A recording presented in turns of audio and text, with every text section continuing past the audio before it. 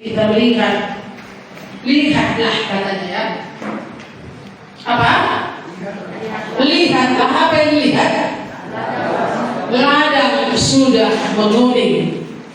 Ya, mari kita baca ayat ini dari ayat 31.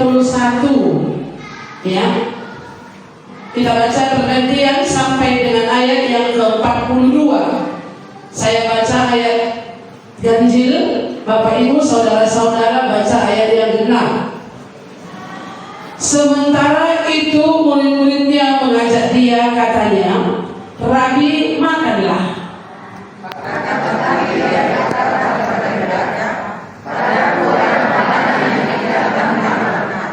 Maka murid-murid itu berkata seorang kepada yang lain, "Adakah orang yang telah membawa sesuatu kepadanya untuk dimakan?"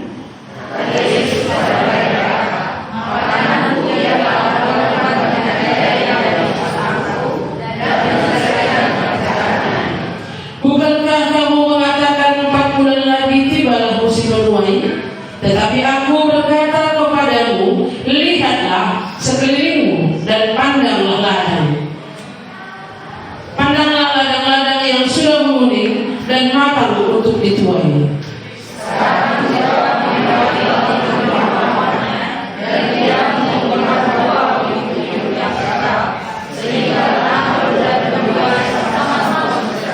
Sebab dalam hal ini benarlah peribahasa, yang seorang menabur dan yang lain menuai.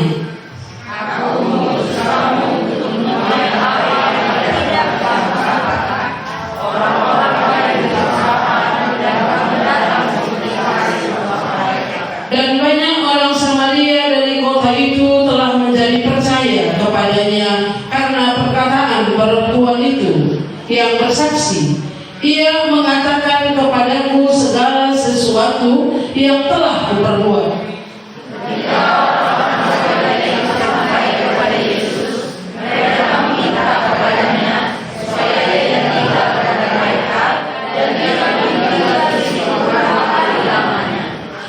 Dan lebih banyak lagi orang yang menjadi percaya karena perkataannya. Dan mereka berkata kepada perempuan itu, "Kami percaya, tetapi bukan karena apa yang kau katakan, sebab kami sendiri telah mendengar dia dan katakanlah bahwa dia adalah bersama hidupnya." Iya, sejauh ini pembacaan firman Tuhan. Saya merasa bahwa kita sudah pernah membaca ini dan mendengarnya. Bagaimana percakapan antara Tuhan Yesus dengan perempuan Samaria di sumur Yakub. Ya, waktu itu perempuan Samaria hendak menimba air, bertemu dengan Yesus, lalu Yesus berkata bahwa jika engkau mengenal siapa yang berbicara bersama, berkata-kata kepada murid saya, engkau akan meminta kepadanya air. Iya, itu yang dikatakan bahwa Tuhan Yesus menjelaskan kemudian bahwa air hidup itu adalah dirinya sendiri, adalah Yesus sendiri yang bisa memberikan hidup yang kekal kepada perempuan itu. Yang hidup yang kekal, air hidup yang sesungguhnya itu mengibaratkan tentang dirinya. Nah, jadi kalau kita melihat ini tadi, sementara itu murid-murid mengajak dia, katanya, "Rabi, makanlah." Karena waktu itu Yesus di situ, waktu mereka lapar, murid-murid pergi ke kota untuk membeli makanan supaya mereka itu dalam perjalanan mereka itu ada makanan. Tetapi murid-murid itu tidak menyaksikan apa yang dilakukan oleh Tuhan Yesus bersama dengan perempuan itu. Jadi kalau kita lihat di sini tadi, setelah dia kembali dari kota bertemu dengan Yesus, dia tidak tahu apa yang terjadi. Tapi murid-murid berkata, mengajak dia, "Rabi, makanlah." Wajar ya, kalau kita sudah bawa makanan, misalnya ada dekorasi, ada semuanya itu, ada sesuatu yang kita kerjakan, lalu kemudian ketika kita suruh orang membeli makanan, ketika mereka datang, "Ayo makan," kan begitu ya, "Ayo makan." Tapi waktu murid-murid berkata kepada Yesus itu, "Marilah, Rabi," artinya guru, "makanlah." Apa yang dikatakan Tuhan Yesus Yesus kepada mereka. Akan tetapi ia berkata kepada mereka, padaku ada makanan yang tidak kamu kenal. Padaku ada makanan yang tidak kamu kenal. Jadi murid-murid dalam pemikirannya itu apa? Adakah seseorang yang menyampaikan, yang memberikan makanan kepada guru, kepada rabi, kepada Yesus pada waktu mereka ke kota membeli makanan itu? Dalam pikiran mereka bercampur ini. Murid-murid itu berkata seorang kepada yang lain, adakah yang telah membawa sesuatu kepadanya untuk dimakan? Kata Yesus kepada mereka, makananku ialah melakukan kehendak Dia yang mengutus aku dan menyelesaikan pekerjaannya. Yesus tahu benar untuk apa Dia diutus ke dalam dunia. Maka dalam perjalanan hidupnya itu, Dia tidak hanya memikirkan perut sejengkal. Kita kadang-kadang memikirkan perut sejengkal itu apa? Apa yang kita lakukan, yuk? Apa yang kita kerjakan untuk perut yang sejengkal ini? Supaya ada perut, ada 2 kali bukan sejengkal, Bu. Ada 5 jengkal. Anaknya 3, istrinya 1, 5 jengkal. Dan bukan lagi hanya perut itu, handphonenya lagi, uang sekolahnya lagi, uang jajannya lagi. Iya, ada banyak sekali kebutuhan hidup kita.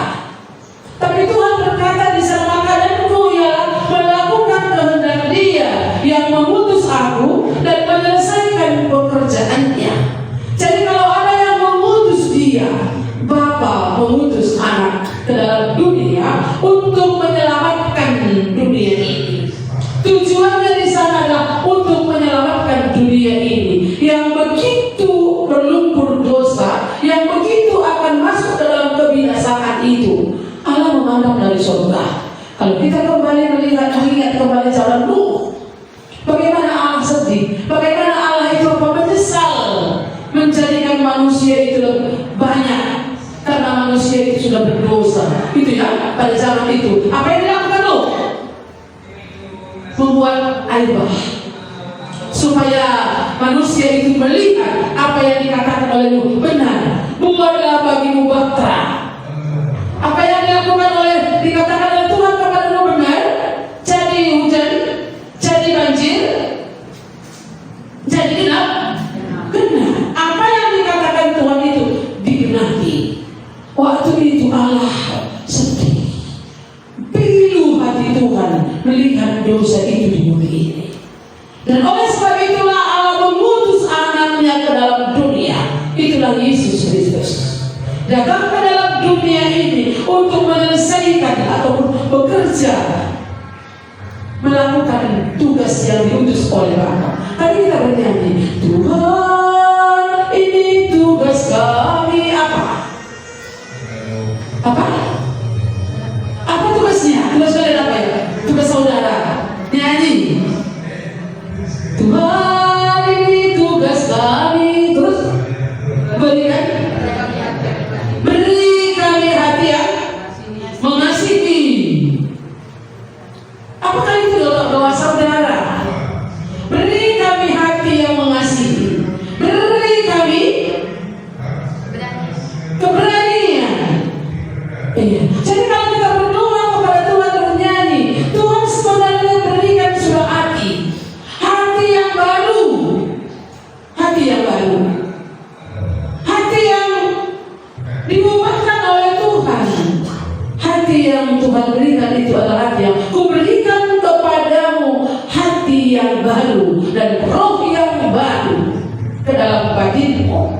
Ini sejak manusia percaya, Tuhan memberikan hati yang baru ke dalam batin kita. Roh yang baru itu adalah Roh Kudus. Sebenarnya itu sudah ada diberikan itu hati yang baru. Keberanian itu apa? Kalau ada api itu langsung kita nggak pegang. Coba kena rokok aja di angkot misalnya, kena celana bapak ibu ataupun kakak kita kena rokok orang lain, apa yang kita bisa lakukan? Mengkat, tahu mengkat itu bergerak, pasti lompat. Terkejut kalau ada api. Kalau kita bisa misalnya langsung angkat atau tidak? Langsung angkat.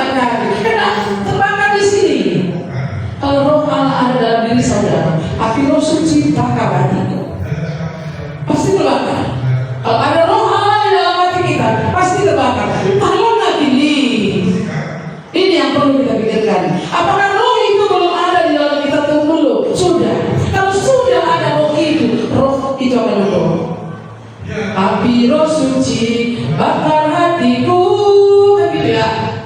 Dengan kasih yang murni dari Kalbar, itu akan mengalir dengan sendirinya. Nggak usah dipaksa-paksa. Kalau kita berdoa, Tuhan berilah aku keberanian, kita tidak bergerak karena kita tidak mengerti apa tujuan hidup kita tadi. Jadi tujuan hidup kita tadi itu seperti yang dikatakan oleh Tuhan Yesus, padaku ada makanan yang tidak kamu kenal, ada makanan yang tidak kamu kenal. Apa itu? Makanan yang tidak kamu kenal itu ada jiwa-jiwa. Ada satu jiwa. Berapa jiwa waktu itu yang dihadapi oleh Tuhan Yesus? Waktu itu yang dipikir sudah berapa jiwa? Satu, perempuan Samaria yang berdosa. Perempuan Samaria yang punya hati yang berbelas kasihan. Bagaimana caranya supaya perempuan ini bisa mengenal dirinya secara pribadi? Itu yang dirasakan, itu yang membuat hati Yesus iba, membuat dia itu memikirkan apa yang harus dibuat dengan caranya sendiri. Ya, berikanlah aku minum. Kan itu kata Tuhan Yesus waktu itu, memulai percakapan. Kadang-kadang kita memulai percakapan kita dengan orang lain. Kalau kita memberitakan itu susah ya. Apa yang mau bilang dulu? Kan gitu ya. Bisa dengar suara saya? Iya. Jadi apa yang mau ku bilang? Apa yang ku bilang dulu? Tentu di sekeliling kita itu Tuhan Yesus itu dalam menginjili. Dia pakai yang di sekelilingnya. Nggak ada media waktu itu. Nggak ada laptop. Nggak ada video. Di hari ini kan sudah semakin modern. Ada banyak alat peraga. Tapi dulu alat peraga yang ada di situ, apa yang ada padanya? Jadi waktu itu ada sumur, ada air. Berilah aku minum. Masyarakat tentang seorang Yahudi meminta kepadaku minum kepada seorang Samaria. Karena orang Samaria dan orang Yahudi itu tidak saling menerima satu dengan yang lainnya. Jadi Bapak Ibu saudara-saudara, inilah yang dilihat oleh Tuhan Yesus. Inilah yang harus menyelesaikan pekerjaannya tadi. Apa yang dilakukan dari situ? Murid-murid berkata kepada yang lain, adakah orang yang telah membawa sesuatu kepadanya untuk dimakan? Kata Yesus kepada mereka, makananku ialah melakukan kehendak Dia yang mengutus aku dan menyelesaikan pekerjaannya. Bukan pekerjaanku, tapi pekerjaannya. Pekerjaan Bapa. Apa bukannya yang disuruh? Dia diutus dalam dunia untuk menderita, untuk mati, untuk mengampuni dosa manusia itu. Bapak Ibu yang dikasihi oleh Tuhan Yesus, ketika perempuan ini sudah percaya Yesus adalah Tuhan, tidak cukup sampai di situ saja. Tapi apa yang selanjutnya? Kalau kita lihat tadi ayat yang ke-34 itu kata Yesus kepada mereka, mari kita baca sama-sama. 1, 2, 3.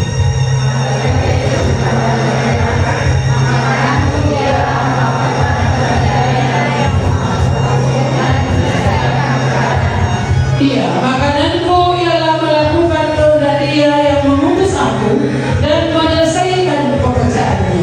Ada dua oknum, dua pribadi yang harus dikerjakan oleh Tuhan Yesus. Satu, bagaimana caranya supaya perempuan Samaria ini percaya kepadanya bahwa Dialah yang diutus oleh Allah. Dialah sesungguhnya air hidup itu. Dialah juru selamat yang dijanjikan kepada nabi-nabi. Nah, jadi kan, kenal? Akhirnya perempuan Samaria bertobat, bertobat, bertobat mengenal Yesus, mengenal, menerimanya. Aku tahu sekarang. Buktinya apa? Dia pergi ke kota. Dia tak peduli lagi dengan tempayat-tempayatnya. Ada dua oknum yang terselamatkan di sana. Satu, perempuan Samaria itu sampai kepada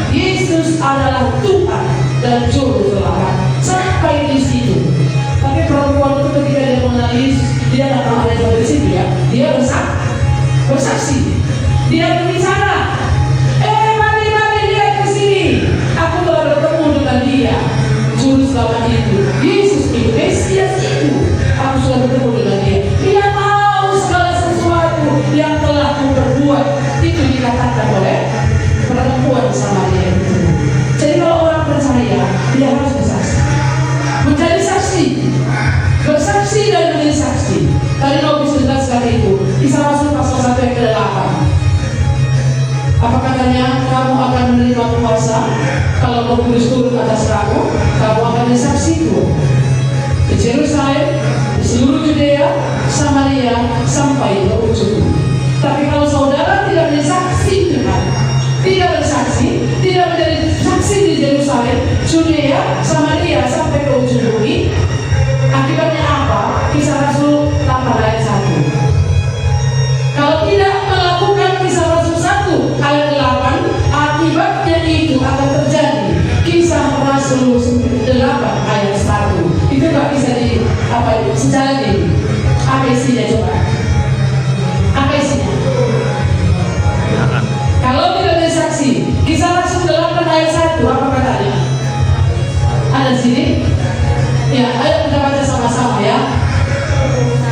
Saulus juga setuju bahwa Stefanus mati dibunuh. Pada waktu itu mulailah penganiayaan yang hebat terhadap jemaat di Yerusalem. Mereka semua kecuali rasul-rasul. Iya, jadi kalau tidak menjadi saksi, tidak pergi ke Samaria, mengerjakan di Samaria, tidak pergi ke Judea, tidak di seluruh Samaria, sampai ke ujung bumi, maka apa yang terjadi? Apa yang terjadi? Penganiayaan. Pada waktu itu mulailah penganiayaan yang besar terhadap jemaat di Yerusalem. Kenapa gereja bisa berani? Karena mereka hanya menghitung uang. Mengapa gereja itu? Karena banyak saldonya. Kemana mau buat saldo ini? Ayo kita jalan-jalan, ayo kita makan-makan, kita habiskan. Itu katanya. Karena pekabaran Injil tidak dilakukan, karena Injil tidak diberitakan, karena kita tidak pergi ke Samaria, seluruh Judea, tidak bergerak. Gereja itu tidak bergerak. Jadi mari kita belajar untuk itu. Akan terjadi kerusuhan kalau penginjilan tidak jalan, misi Allah tidak kita jalankan. Jadi ini harusnya waktunya. Dulu Eropa yang membawa sendiri berita Injil ke negara kita, ya, negara Eropa. Ada orang-orang Amerika yang datang ke negara kita juga, ada orang Inggris dan sebagainya itu. Jadi sekarang ini waktunya. Bangsa inilah yang akan menjadi berkat bagi bangsa-bangsa lain. Mari kita pergi ke Yerusalem. Yerusalem kita hari ini, apa yang bisa kita kerjakan? Lalu kemudian kemana kita pergi? Ke seluruh Judea, kota yang lebih besar lagi. Lalu kemudian Samaria, bahkan sampai ke ujung bumi. Ujung bumi kita yang mana? Kita nggak tahu. Tapi yang jelas harus bergerak. Injil harus bergerak. Api roh yang membakar.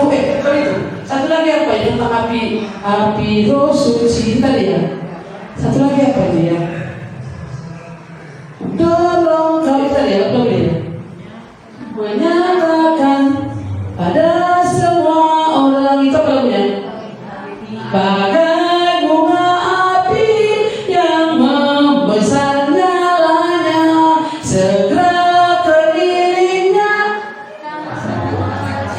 Iya, kalau roh itu, api roh itu sudah ada pada kita, ia akan menyala dan sekelilingnya itu akan keras berkatnya. Kalau misalnya itu, kalau ibu damai tidak bertobat, merugi tinggal, lalu terpilih saja.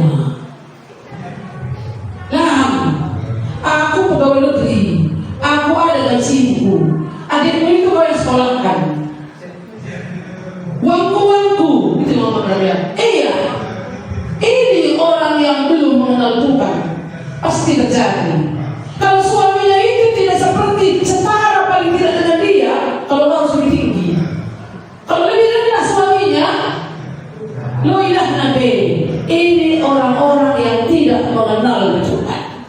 Tapi ketika roh suci itu ada, itu membakar. Sebenarnya kelilingnya itu akan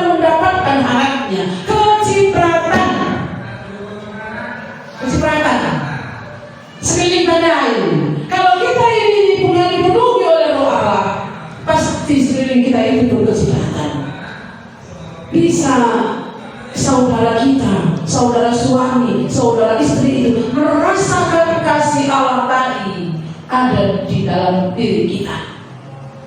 Aku nggak lihatnya, itu nggak tahu karena kasih Allah.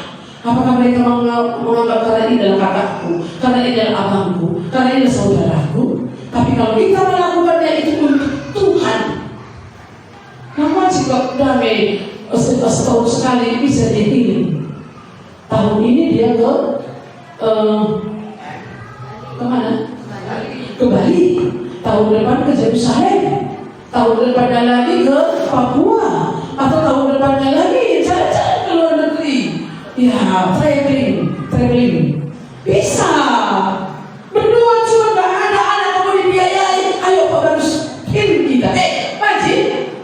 Bisa. Tapi itu tidak dilakukannya. Karena apa? Karena ada kasih tadi. Dan bukan hanya itu kan untuk adiknya, wajar. Tapi untuk pekerjaan Tuhan pun mereka pikirkan. Saya juga kecipratan, sorry ya. Apa ya? Jadi kecipratan. Jadi mari Bapak Ibu, kalau ada memang roh tadi di dalam kita, itu pasti menyala. Dan kita tidak bersungut-sungut untuk melakukannya. Ada yang melakukan untuk Tuhan lain, tidak menuntut kita ini. Siapa kalau lagi? Sama-sama yang kita anak Tuhan. Kenapa dia tak boleh begitu? Iya. Jadi kenapa sama-sama aku? Saya pernah jemaat bilang seperti ini. Ini langsung ke telinga saya. Kok kita lalap Bang? Yang lainnya yang bagi. Loh, sama siapa Tuhan berbicara? Kalau Tuhan nggak berbicara kepada saya, tolonglah Mama Dama itu. Masa saya marah sama Mama Desman? Oh Mama Desman, kenapa kalau aku nampak Mama Dama? Contoh yang begini ya. Kan Desman sekali buat. Sering kita sama-sama jemaat kita kok.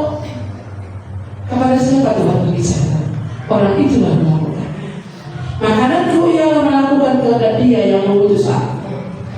Itulah yang dikatakan oleh Tuhan Yesus kepada murid-murid pada waktu itu yang bersama-sama dengan Dia, supaya murid-murid ini bukan hanya makanan yang mereka pikirkan, bukan hanya perut sejengkal yang mereka pikirkan, bukan hanya untuk pekerjaan dunia ini yang mereka pikirkan, tapi Yesus mengajarkan mereka supaya mereka mengasihi jiwa-jiwa, supaya mereka tidak makan apa-apa yang penting Injil bisa diberitakan.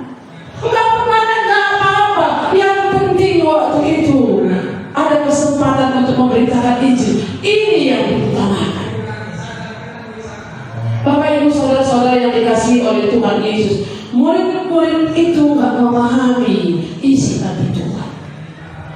Oleh sebab itu Tuhan berbicara kepada mereka, bukankah kamu mengatakan 4 bulan lagi tibalah musim menuai.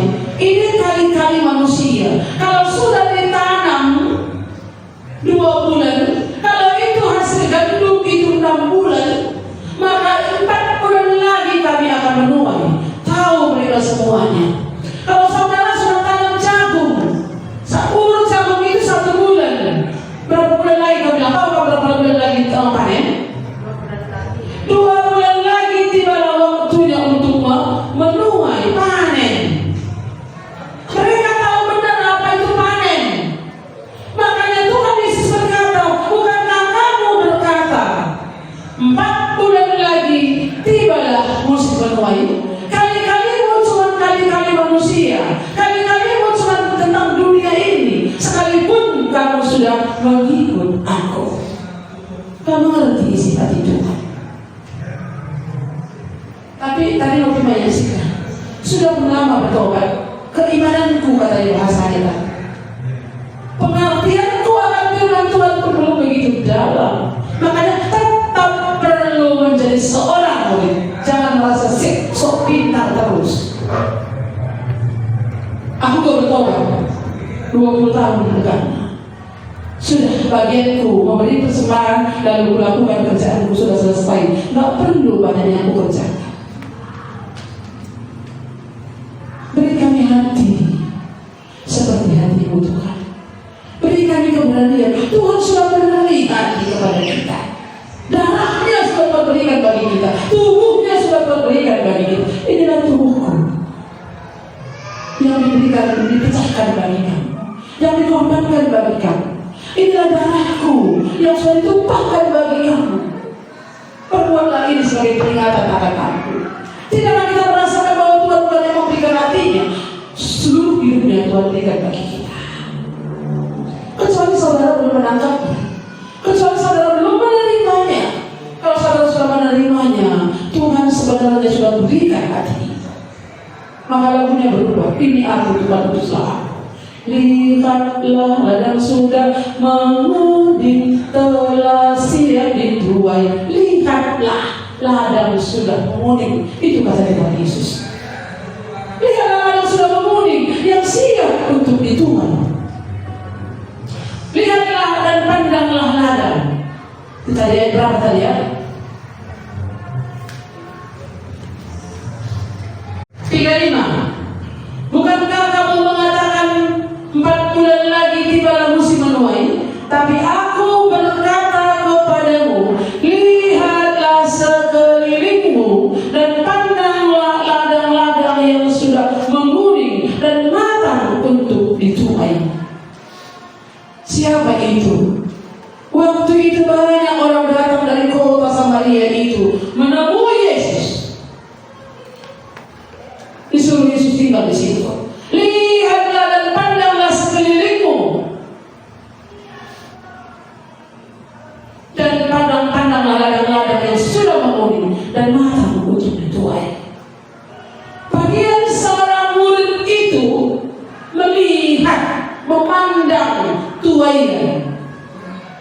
Yang mana tuaian itu? Coba menilai sebelah dulu. Siapa sebelah saudara? Apakah dia tidak perlu diperangi? Entah dia lapor aja. Lihat di depan saudara. Lihatlah sekelilingmu. Coba bayangkan di rumah kita, berapa orang jumlah di rumah kita? 3, 4, 5. Tidak ada di sana yang harus dituai.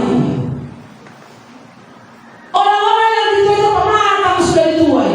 Ngotas jin, usadari, perlu dituai, perlu diperangi supaya diolah menjadi makanan yang lezat. Siapa itu tuaian itu? Di mana itu tuaian itu? Kalau hari ini kita berpikir mungkin tuaian itu di ladang, di sawah, tapi tuaian yang dimaksudkan oleh Tuhan itu jiwa-jiwa yang membutuhkan kasih Allah, jiwa-jiwa yang membutuhkan kasih Allah. Tetangga kita, saudara kita, mungkin Yerusalem kita itu ada di mana kita tinggal. Mungkin Judea itu tetangga kita. Mungkin Samaria itu adalah kali-kali kita. Sampai kita ke ujung bumi kita yang mana? Ujung bumi tidak selamanya di New Zealand. Ujung bumi tidak selamanya di China, di Tibet dan sebagainya. Tapi ujung bumi kita itu kemana Tuhan berbicara kepada kita. Tapi sebelum sampai di sana, bukankah kita harus setia kepada Tuhan? Tapi satu hal yang dikatakan oleh Tuhan Yesus, lihatlah. Kalau lihatlah bagaimana? Kalau lihatlah katanya mataku pejamkan gimana? Pandanglah sendiri. Apa yang kami lihat? Kain dunia. Lihatlah dan pandang sendiri. Apa yang kami lihat? Cumanu, babidu. Yang mana kami lihat? Mobil tanah. Apa? Mobil orang. Mobil orang. Iya, mobil orang kata Miss David ya. Apa yang kami lihatlah dan pandanglah sekelilingmu. Pandanglah ladang-ladang yang sudah menguning. Ini kata Tuhan. Artinya ladang yang sudah menguning itu ada jiwa-jiwa yang membutuhkan kasih Allah. Mereka butuh pertobatan. Tanya misalnya kawan kita, kemarin kalian pergi kemana? Atau pikir kita menginsini, yuk ada jiwa jiwa yang membutuhkan Tuhan. Kalau aku gak bisa pergi, ku telepon saudaraku, kemarin kau pergi ke sana, apa yang kalian kerjakan? Yuk bagi topik doa sama aku. Bisa kita berdoa. Ada banyak cara kita mengasihi jiwa-jiwa tadi. Pandanglah ladang-ladang yang sudah menguning dan matang untuk dituai. Matang untuk dituai. Saya waktu melihat anak-anak ini mau Bible camp, ada 20 orang lebih anak-anak ini. Ini mereka sedang mau dituai. Mereka ini perlu diarahkan. Mereka ini perlu dikembangkan. Mereka ini perlu dicacat. Makanya harus punya tim. Ada yang mengajar, ada yang mendoakan. Ada yang memberi diri, ada yang mengantarkan. Ada bagian kita memang menarik orang, mengajak orang, mendoakan orang. Tapi kita mengingat kita satu tubuh, kita satu wadah. Ya. Pandanglah ladang-ladang yang sudah menguning dan matang untuk dituai. Lihatlah di sekelilingmu, bukan lihat di kampung sana. Sekelilingmu dulu, ya kan? Sekelilingmu. Siapa yang belum mengenal Tuhan? Siapa yang membutuhkan kasih Allah? Siapa yang membutuhkan uluran tangan Tuhan tadi? Mereka sudah setak dengan dosanya itu. Mungkin mereka nggak tahu jalan keluarnya. Ini perlu kita. Sekelilingmu siapa? Orang-orang berjudi semuanya. Sekelilingmu siapa? Ting, minum kopi di sana, tapi hanya untuk memuaskan keinginan mereka. Bukankah itu tuayan itu sangat banyak? Siapakah yang menjadi pekerjaannya? Yang menjadi pekerjaannya adalah murid-murid kita. Kecuali saudara belum menjadi murid. Tapi perempuan Samaria itu begitu percaya, dia menjadi saksi Tuhan. Dia pergi ke kota, memberitahukan kepada orang lain, mari lihat di sana ada orang yang dia tahu segala sesuatu yang telah kau perbuat. Mungkinkah dia Mesias itu? Ya, memang itu saja waktu itu. Tapi akhirnya aku tahu sekarang bahwa engkaulah Mesias itu. Dan ketika kita tahu Yesus adalah Tuhan, ketika kita percaya bahwa Yesus Tuhan, jangan tanggung-tanggung dengan Tuhan. Ayo, apa sekeliling kita? Coba sebentar merenung. Apa di sekeliling kita? Apa yang kami ingat? Di sekeliling itu siapa?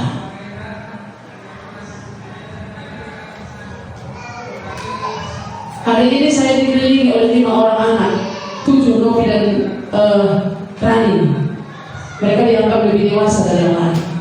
5 anak dikelilingi oleh mereka yang punya karakter yang berbeda, punya orang tua yang berbeda, punya latar belakang yang berbeda. Anak lebih 5 kayak mengajar sama kami yang melahirkannya, iya kan? Iya kan tidak? Berapa anak dan 6? Nggak semua sama ya? Nggak semua sama.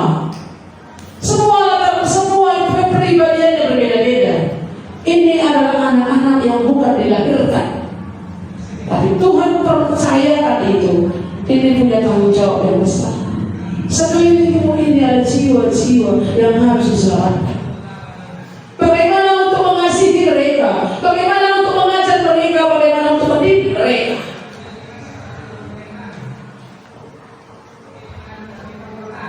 Itu siap untuk dituai. Tuayan itu ada sekeliling kita. Tuayan itu gak begitu jauh-jauh. Tuayan itu ada sekeliling kita.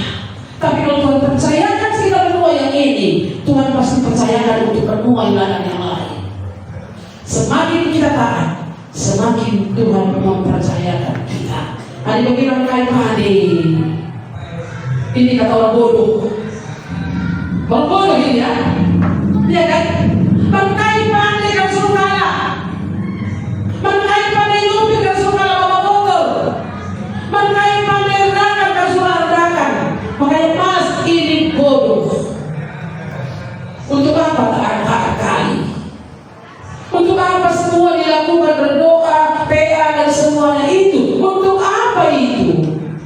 Cukuplah datang ke gereja, dengar firman Tuhan, pulang kuberi persembahan. Cukupkah hanya sampai di situ? Yesus katakan lihatlah sekelilingmu dan pandanglah, menjadi seorang murid itu. Lihatlah sekelilingmu dan pandanglah kepada kamu, bukan hanya kepada saya sebagai hamba Tuhan, sebagai pendeta, tapi kepada semua murid itu dikatakan, lihatlah sekelilingmu dan pandanglah ladang-ladang yang sudah memulih. Kita nggak tahu kapan Yesus datang, tapi hari ini betapa banyaknya orang berdosa, betapa banyaknya anak-anak kita yang hampir ini akan direbut oleh iblis.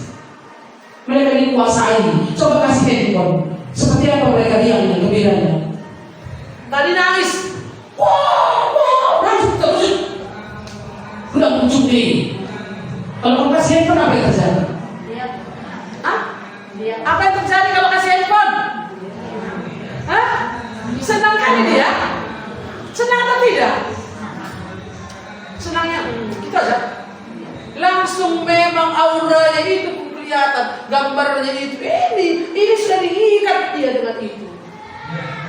Tapi coba dibangunkan pagi-pagi, masih ngantuk. Tapi kalau waktunya untuk main handphone, takut kali lewat jamnya. Senang kali dia. Inilah jiwa-jiwa yang sedang diriku oleh zaman ini, teknologi. Inilah jiwa-jiwa yang sudah dibelenggu oleh kegelapan itu. Bagaimana teknik kita? Saya waktu ikut ke sekolah ngambil rapat anak-anak, guru bilang anak-anak wajib ekstrakurikuler, ekskul. Satu minimal anak-anak harus ikut ekskul di sekolah. Kenapa? Ini mengurangi mereka menggunakan gadget. Kalau mereka sekolah dari jam 8 sampai jam 1, mereka tanpa gadget. Makanya jangan kasih anak kita bawa handphone ke sekolah. Lalu kalau mereka ekskul itu dari jam 1 sampai jam 3, mengurangi gadget mereka, maka buatlah PA di rumah saudara. Lihatlah sekelilingmu, pandanglah. Ini yang harus dituai. Anak-anak kita harus digembalakan. Orang-orang sekeliling kita harus digembalakan. Mengurangi gadget itu supaya mereka tidak diikat. Tapi itu memang gak gampang, karena dari kecil pun mereka merasakan pada kandungan pun sudah dikasih gadget sama ibunya hari ini. Anak-anak, orang tua, ibu-ibu zaman sekarang yang penjaganya itu handphone, yang penjaga anaknya. Ayo anaknya bikin di situ musiknya, lang-langan siaran. Masa aku dulu kan besar pilihan, saya tahu kan. Gimana dulu mama aku bikin gak ada gadget ya? Gue mana? Ya, mana lebih pintar orang tua zaman dulu pada hari ini? Sekolah mereka mana lebih tinggi, pengalaman mereka mana lebih luas. Bukan kenal bagian terbu di luar agama. Bagaimana caranya begitu diikuti? Oke, zaman ini nggak salah, akan semakin maju. Tapi bagaimana kita sebagai orang percaya itu bisa memiliki hati ataupun fokus kita adalah Tuhan. Fokus daripada Tuhan Yesus itu bukan makanan, tapi fokusnya adalah jiwa. Lihatlah sekelilingmu. Bukan berarti kita nggak boleh gunakan gadget. Bukan nggak boleh kalau kita cantik, ke mall dan sebagainya, pilih boleh. Tapi fokus kita bukan itu. Fokus kita adalah jiwa-jiwa. 4 bulan lagi tibalah musim menuai. Itu menurut pemikiran manusia. Itu menurut peraturan yang ada, menurut situasi yang ada. Tapi Yesus mau mengajarkan kepada kita, lihatlah sekelilingmu dan pandanglah ladang. Nggak salah kerja. Tapi fokus kita adalah jiwa. Bagaimana supaya orang itu jiwanya diselamatkan.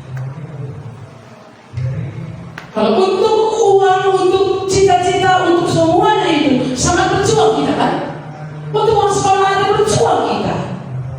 Ibu Dami tadi berjuang dia bagaimana supaya adiknya itu bisa sekolah 12 juta uang kuliah. Tapi jiwanya, apakah kita bisa jangkau anak itu? Ini perlu sekali kita pikirkan. Kalau kita sudah beri dia dengan makanan, kasih ikan, Tuhan Yesus kasih ikan loh.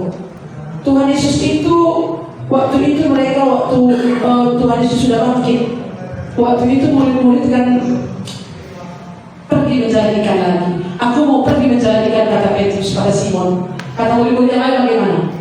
Kami pun ikut juga. Jadi waktu itu mereka nggak dapat ikan, tapi Yesus datang. Makanlah, ada disediakan di sana. Setelah makan apa yang bilang buat Tuhan Yesus? Dia mulai mengajar. Setelah itu dia katakan, pergilah jadikanlah semua bangsa menjadi murid-murid. Amalan agung itu. Setelah mereka bertemu dengan murid bangkit itu, Yesus mengajarkan kepada mereka. Artinya sudah diberi ikan. Oh, kita akan sesuatu. Ya, katakan sesuatu. Ketika anak-anak kita itu sudah kita beri segala sesuatu kepada dia, bukankah kita bisa memberikan Injil yang terbesar itu, yang terpenting itu yang mereka butuhkan. Hari ini Bapak Ibu saudara membutuhkan Tuhan. Kita nggak tahu negara superpower Amerika, musim salju, musim dingin. Kenapa terjadi kebakaran?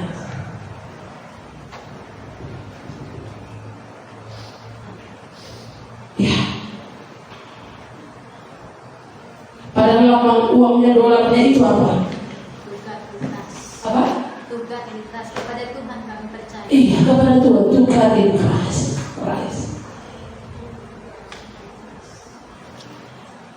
Tugas in Christ. Pada Tuhan kami percaya. Tapi bagaimana dengan kehidupan mereka kali ini? Bahkan pasangan yang sejenis pun sudah mulai mereka terima diberkati di gereja. Bukankah dosa itu semua dibahas di sana? Negara superpower, negara yang pernah mengatakan kepada Tuhan kami percaya. Bapak Ibu saudara-saudara yang dikasihi oleh Tuhan, perempuan Samaria itu bertobat. Itu langkah awal. Ketika kita mengambil keputusan menerima Tuhan Yesus, itu adalah langkah awal kita. Bagaimana kita menerima dia, bagaimana percaya, ini tandanya nama kita tertulis di surga. Puji Tuhan, haleluya. Bersorak-sorak malaikat Tuhan di surga. Tapi kepada murid-murid itu Tuhan mau mengajarkannya, pandanglah sekelilingmu dan lihatlah, dan pandanglah sekelilingmu, pandanglah ladang yang sudah mengundi. Mari kita pikirkan jiwa-jiwa. Mari kita pikirkan jemaat Tuhan yang lain ini. Sudahkah mereka sampai kepada pertobatan? Anak-anak kita, keluarga kita. Ini yang penting. Kita nggak tahu Yesus kapan datang. Kita nggak tahu dunia ini berapa lama lagi waktunya, umurnya. Kita nggak mengerti ini kapan Yesus datang. Tapi kalau tanda-tanda itu sudah ada semuanya, sudah kenal semua tanda-tanda itu, maka bertobatlah yang belum saudara bertobat. Kalau memang belum ada roh itu dalam diri saudara, undang Yesus tinggal dalam diri saudara. Kalau memang sudah ada, roh itu tidak akan tinggal diam. Roh itu akan memandang. Pandanglah ladang, pandanglah sekelilingmu, lihatlah sekelilingmu dan pandanglah ladang. Enggak lagi kita harus ini, Tuhan ini tugas kami, tugas kita. Apa tugas kami cuci piring? Tapi cuci piring pun gara-gara handphone nggak lagi cuci. Ini anak-anak zaman sekarang ini. Ya nanti mak, katanya kan. Tugasnya jadi lupa. Kalau tugas itu bisa lupa, ya. Tapi pandanglah, ini perintah. Pandang, lihatlah sekelilingmu dan pandanglah ladang. Pandanglah jiwa-jiwa yang akan berjalan menuju neraka itu. Siapa itu? Kelabu, permendu, anakku, kepundu. Siapa itu? Tanya itu sendiri. Mari bertobat. Sudah menguning. Mata untuk dituai. Sekarang juga penuai telah menerima upahnya, dan ia mengumpulkan buah untuk hidup yang kekal. Penuai itu akan menerima upahnya. Nggak akan pernah bawa buah ke surga. Nggak ini saudara bawa buah ke surga. Buah hasilnya berapa yang saudara inginkan jiwa saudara bawa nanti ke surga? Berjuang mulai sekarang supaya ia mengumpulkan buah untuk hidup yang kekal, sehingga penabur dan penuai sama-sama bersuka cita. Menuai dan menabur sama-sama bersuka cita. Saya menabur, saya menuai, menabur saudara menuai, nggak apa-apa. Orang lain menabur, saya yang menuai, sama upahnya. Kan nggak apa-apa setelah saya injili orang itu, kamu lihi. Ini saya kabur firman Tuhan, kamu lihi ke rumahnya, kamu telepon dia, apa yang kamu dapat hari ini? Saudara yang dapat upah.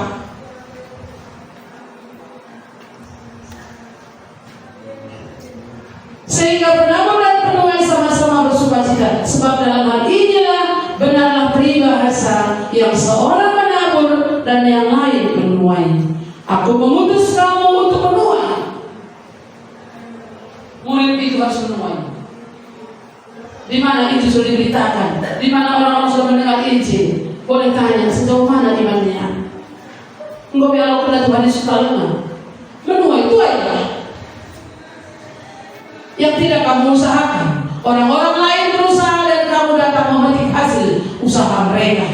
Dan banyak orang Samaria dari kota itu telah menjadi percaya kepadanya karena perkataan perempuan itu yang bersaksi. Ia mengatakan kepadaku segala sesuatu yang telah kuperbuat. Ketika orang-orang Samaria itu sampai kepada Yesus, mereka meminta kepadanya supaya dia tinggal pada mereka. Dan ia pun tinggal di situ 2 hari lamanya. Dan lebih banyak lagi orang yang menjadi percaya karena perkataannya. Perkataan siapa? Perkataan siapa? Perkataan Tuhan Yesus itu ya. Dan mereka berkata kepada perempuan itu, kami percaya, tetapi bukan lagi karena apa yang kau katakan, sebab kami sendiri telah mendengar dia dan kami tahu bahwa dialah benar-benar juru selamat dunia. Jadi Bapak Ibu Saudara-saudara, ketika kita menabur, ketika kita berceritakan tentang Injil kepada orang lain, mungkin waktu itu orang nggak percaya, tapi akhirnya dia sampai kepada pengenalan yang benar akan Tuhan. Kalau saya mengajarkan ke Nobi, carilah dahulu kerajaan Allah dan kebenarannya Nobi, maka semua yang ditambahkan kepadamu. Oh iya bunda, kan gitu ya. Pasti ya gitu. Tapi kenapa baru kemarin dia maafkan maka bisa gitu? Kan gitu ya. Ini maksudnya. Jadi ada yang menabur, ada yang menuai, nggak masalah. Kenapa udah lama kita mendengar firman Tuhan? Kenapa hari ini baru bertobat? Kenapa hari ini baru percaya? Sudah lama saya mendengar Injil sejak saya SMP. Kenapa udah umur saya 25 tahun baru saya bertobat, menerima Yesus sebagai Tuhan dan Juru Selamat saya? Di situ Tuhan sikapkan. Tapi banyak, berarti banyak tuayan yang harus dituai. Banyak padi yang sudah menguning di luar sana, bahkan di dalam kita juga, yang harus dituai supaya mereka mendapatkan hidup yang kekal. Bapak Ibu Saudara-saudara yang dikasihi oleh Tuhan, bagian yang manakah kita? Apakah kita perlu sampai seperti perempuan Samaria tadi? Apakah murid-murid ini yang Tuhan katakan kepada kita, lihatlah, pandanglah pada yang sudah menguning, siap untuk dituai. Siapakah yang akan menjadi penuainya? Ini kita menjadi penuainya. Maukah saudara menjadi penuai? Rani, kita Rani. Mendapat hasil kalau Rani ini. Iya. Jangan pikir banyak Rani itu enggak. Rani itu memang sahabat betapa kita bersuka cita. Jiwa-jiwa ini, memenangkan jiwa-jiwa ini adalah merupakan satu usaha yang besar, dan hasilnya itu adalah kekal selama-lamanya. Kalau jiwa saudara menangkan, hasilnya kekal sampai selama-lamanya. Tapi kalau undian menang, undian BRI, undian bank, sedang undian apa namanya, dapat mobil, senang hati kan gitu ya. Tapi kalau dapat jiwa baru, betapa seharusnya kita bersorak-sorai. Saya bisa buktikan itu. Ketika ada orang menerima Tuhan Yesus, saya nggak tokoh ya, saya nggak mengada-ngada. Tapi ketika saya pernah pikirkan, Tuhan maunya ada uang segini, nggak banyak yang saya minta. Tapi saya memang perlu kali uang segitu, dan Tuhan beri uang itu, saya sangat bersukacita. Tapi ketika ada satu jiwa bertobat, Bu, aku mau terima Yesus hari ini. Itu jauh lebih bertobat. Sangat senang sekali. Saya pernah lagi diuji, Bu, datanglah ke rumahku, layani mama aku. Itu jauh lebih besar sukacitanya daripada mendapatkan uang yang saya pikirkan tadi, yang saya harapkan tadi. Bukan saya gak senang sana, tapi memenangkan jiwa-jiwa ini, itu jauh lebih bersukacita daripada semuanya. Lebih enak daripada bagi papa, lebih nikmat daripada semuanya itu, daripada ini pun jauh lebih. Betapa jiwa-jiwa itu dimenangkan bagi Tuhan. Ketika saya bertobat, saya punya sukacita yang besar, menerima Yesus sebagai Tuhan dan Juru Selamat saya secara pribadi. Maka ketika orang bertobat, ketika saya melayani orang, mereka menerima Yesus sebagai Tuhan dan Juru Selamatnya, saya sangat bersukacita. Saya tahu dia juga bersukacita, dan bahkan malaikat di surga, beribu-ribu malaikat di surga bersorak-sorai kalau ada orang berdosa yang bertobat. Ini nilainya kekal, upahnya sampai kepada kekekalan. Kalau upah anak kau dunia lah sampai kekekalan kau dapat upahnya. Ya, sampai dia menikah cuma nanti sudah menikah, sudah beralih kasih sayangnya kepada suami dan istrinya atau kepada anak-anaknya. Tapi ketika kita punya Tuhan, ketika kita punya orang-orang yang mengasihi Tuhan, upahnya itu sampai kepada kekekalan. Bahkan Tuhan itu yang memberikan upah kepada kita, bukan dunia ini. Sukacita melimpah di dalam Tuhan, dan berkat-berkat Tuhan juga pasti akan Tuhan berikan. Genap firman Tuhan, saya dahulu kerajaan Allah dan kebenarannya, maka semuanya itu akan ditambahkan kepadamu. Tapi rahasianya apa yang diajarkan Tuhan Yesus hari ini kepada dua pribadi, perempuan Samaria dan murid-murid itu. Perempuan Samaria itu supaya bertobat, menerima Tuhan Yesus sebagai Tuhan dan Juru Selamatnya. Jadi kalau ada antara saudara yang belum menerima Yesus, belum ada roh di dalam, kita bisa merasakan itu. Kalau ada roh Tuhan dalam itu akan memancar keluar. Tetap kita yang mau melakukan apa yang benar di dalam Tuhan. Tapi kalau belum itu, mari terima dia. Kalau sudah itu ada, pasti memancar keluar. Ya, ini harus kita lakukan. Setiap seorang murid, Tuhan katakan apa? Pandanglah, lihatlah ladang dan pandanglah sekelilingmu. Ladang-ladang sudah menguning, ladang sudah menguning, siap untuk dituai. Siapa yang menjadi penuainya? Apakah bilang? Siapa yang menjadi penuainya? Lihatlah ladang sudah menguning, telah siap dituai. Siapa yang jadi penuainya, yang mau bekerja bagiku? Apa selanjutnya? Iya. Ini utuslah, ini aku utuslah, oh Tuhan, menjadi penuai. Pekerjaan, iya, menjadi pekerjaanmu. Kenapa yang harus kerja ya? Pekerjaan itu kan tahu? Hah? No ye?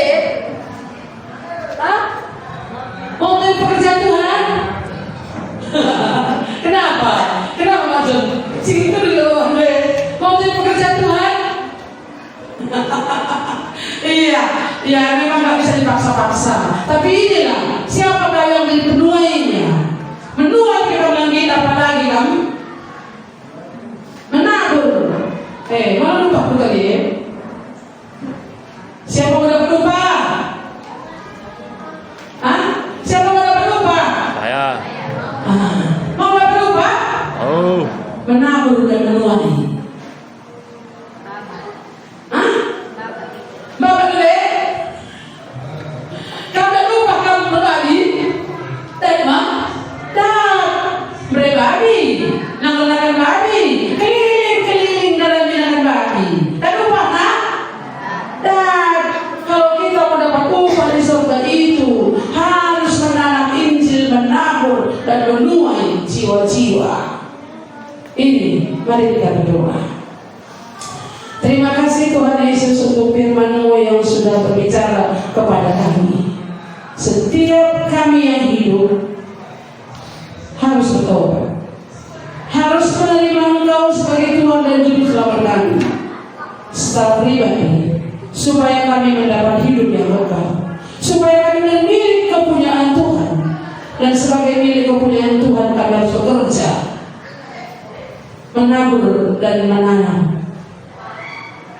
bahkan memelihara, membersihkan, supaya kami mendapatkan tuaian dan kami mendapat upah. Bagian kami adalah memberitakan Injil, bagian kami adalah menjadi saksi Tuhan, bagian kami menceritakan tentang kasih Allah. Sebenarnya Tuhan, keberanian itu sudah Kau berikan, hati itu sudah Tuhan berikan. Siapakah di antara kami yang mau taat? Itulah yang akan mendapat upahnya.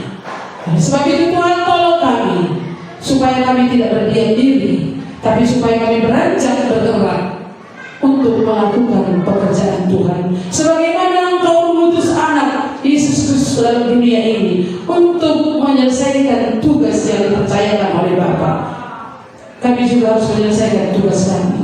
Ketika kami percaya, sebelum kami pulang ke surga, supaya kami membawa buah, hasilnya upah itu. Biarlah kami selama hidup di bumi ini, kami bekerja menghasilkan buah-buah yang kekal, jiwa-jiwa yang baru. Biarlah kami bawa kepada Tuhan. Terima kasih Bapa di surga, terpujilah Engkau. Dalam nama Tuhan Yesus kami berdoa kepada-Mu. Amin.